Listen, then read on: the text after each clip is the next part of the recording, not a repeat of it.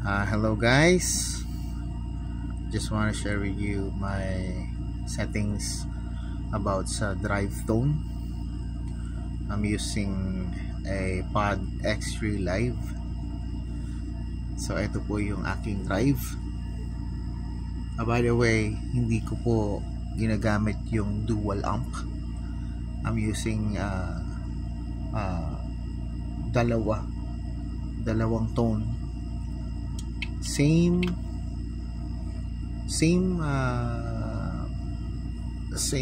settings but different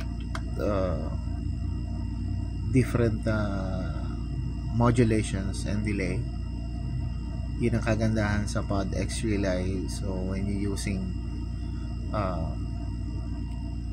different tones, kasi pwede mo siyang gawing dual tones, like when you hold it, the tone 2, magiging dual tone siya.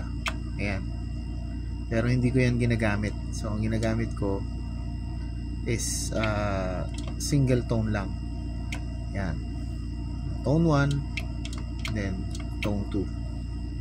So sa tone 1 ko, ito yung aking drive. I'm using Ibanez HSS pickup config. Here's the neck pickup, neck and middle,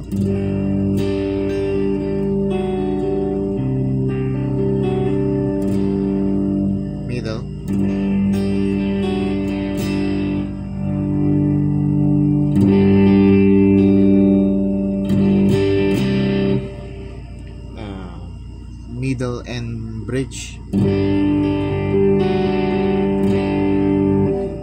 and bridge. Ayan. So sa aking drive tone 1, ang gamit kong delay is digital. So ayan yung settings niya.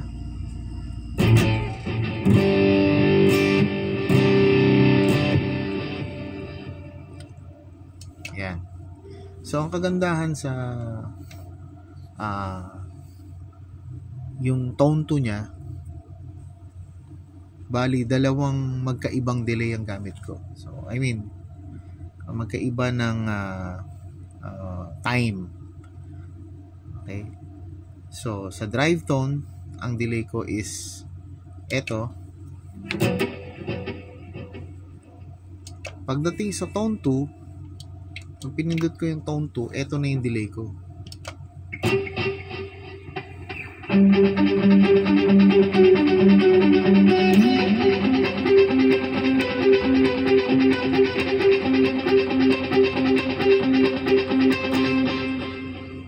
So naka-dotted 8 siya. So tone 2, tone 1 ko is simple delay, long. Pag pinindot ko yung tone 2, same settings, same sounds, pero magkaiba na ng delay.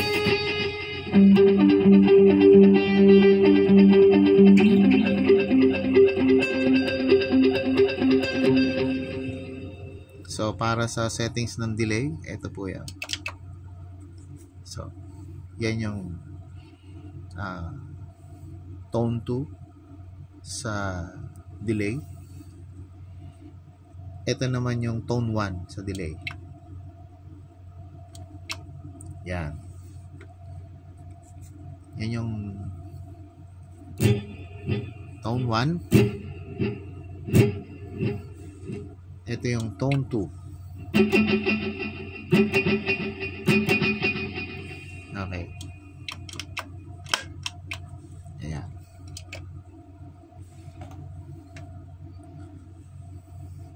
So para sa more aggressive tone, I'm using sa stomp. Yung stomp, ito ang gamit ko. Sa tone 1, ayan, boost on,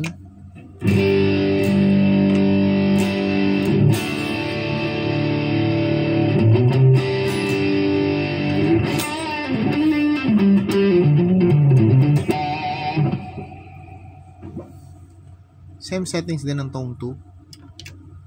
Sorry.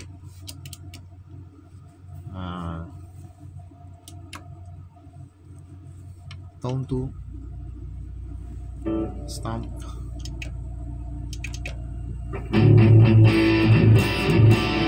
So yung tone 2,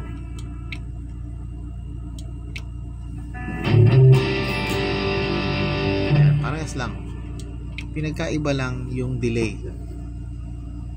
Yung delay ng tone 2 naka-dotted A. Yung delay ng tone 1 long delay lang. Tone 1, tone 2.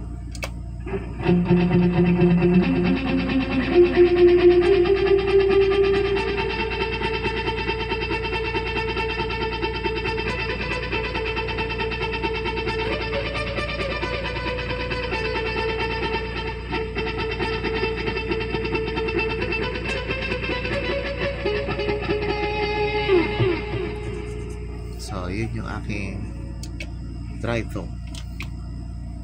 Thank you.